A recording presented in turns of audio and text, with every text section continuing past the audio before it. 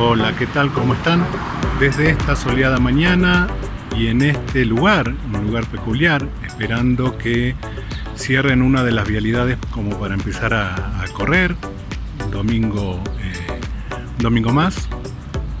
Pero quiero decirles y quiero dar inicio a esta nueva historia, esta historia que tiene que ver con una que ya hicimos, la que tenía que ver con el análisis y la descripción del Templo Mayor, del Zócalo y de la Catedral Metropolitana. Si recordarán, en ese momento mencioné esto.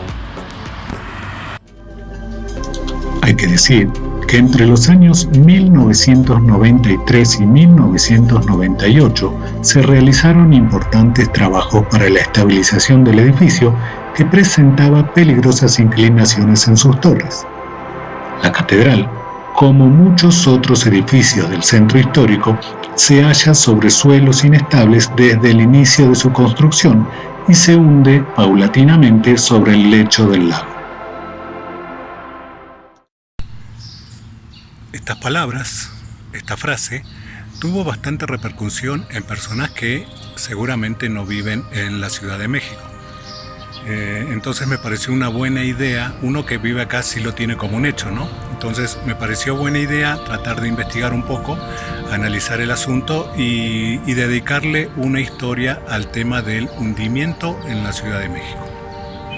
Entonces, en este sentido no hablo más y nos dedicamos a lo que venimos a hacer, nos dedicamos a dar este informe para aquellas personas que no conocen mucho del tema.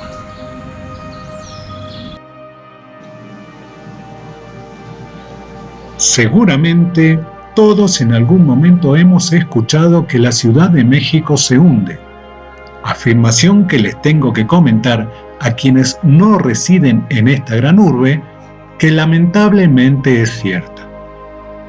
Pero para explicar este asunto es necesario remontarnos en la historia del Valle de México prehispánico.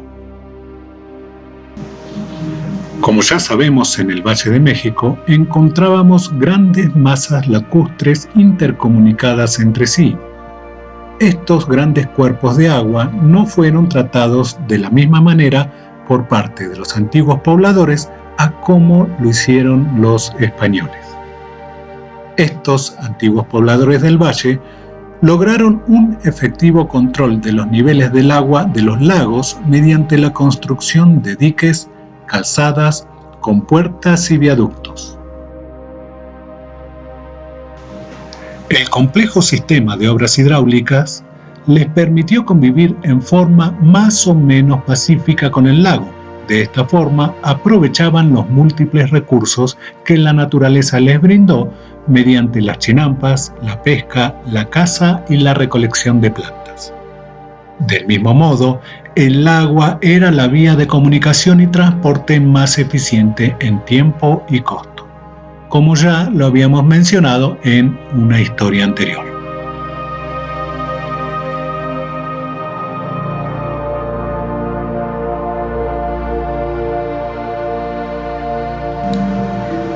Pero con la llegada de los españoles, las cosas y modos fueron cambiando, ya que introdujeron técnicas de agricultura y ganadería que, en comparación con los grupos prehispánicos, depredaban con mayor intensidad el suelo y los distintos cuerpos de agua. Indudablemente, para aquellos españoles, los lagos les representaba un lugar desperdiciado y agua muerta, carente en absoluto de todo movimiento.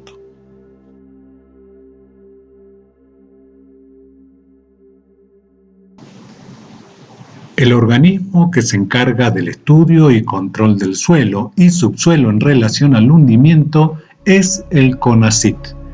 Este organismo descentralizado señala que la Ciudad de México se hunde en un promedio de 2.5 centímetros por mes, esto es, entre 30 y 40 centímetros en total por año.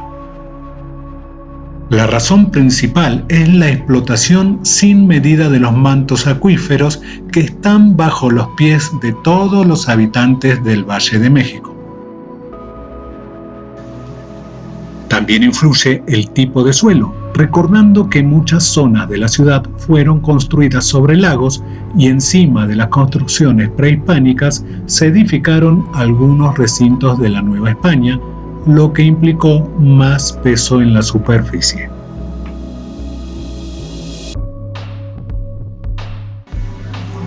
Uno de los tantos casos de hundimiento es el que tiene que ver con el Palacio de Bellas Artes, que ha acumulado un hundimiento de 2 metros desde que comenzó a construirse. Es un edificio que, tanto como la Catedral Metropolitana, se le han realizado trabajos preventivos y de mantenimiento, pero sin lograr detener el hundimiento allí.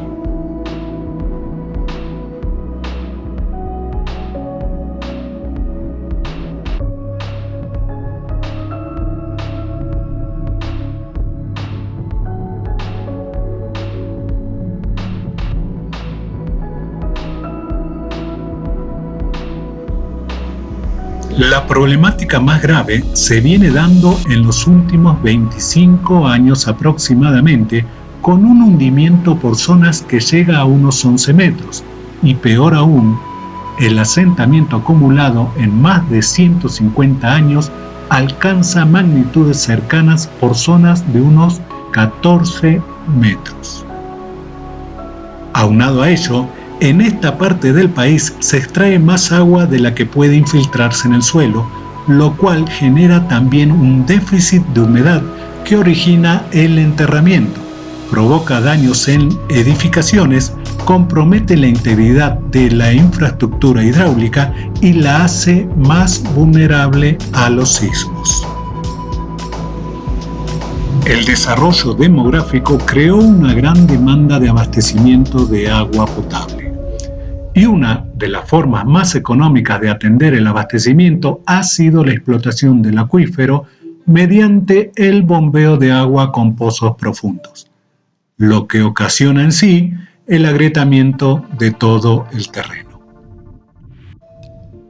Si bien es cierto que políticas como la existente declaratoria de veda de perforación en la región ayuda a calmar esta situación, también lo es que sin nuestra concientización, literalmente nos hundimos.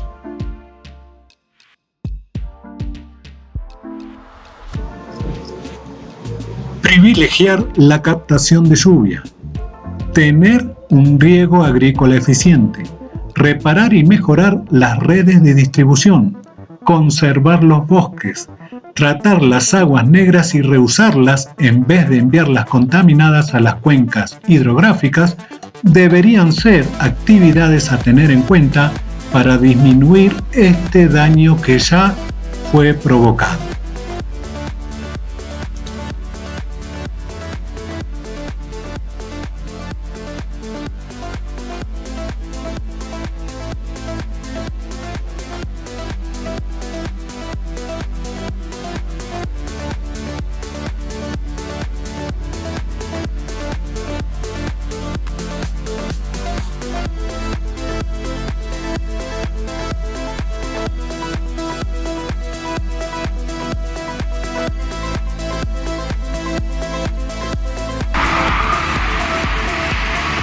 Y bueno, desde este puente peatonal doy por finalizada esta historia que tiene mucho que ver con toda la Ciudad de México y lo que se está padeciendo y lo que se va a padecer a futuro.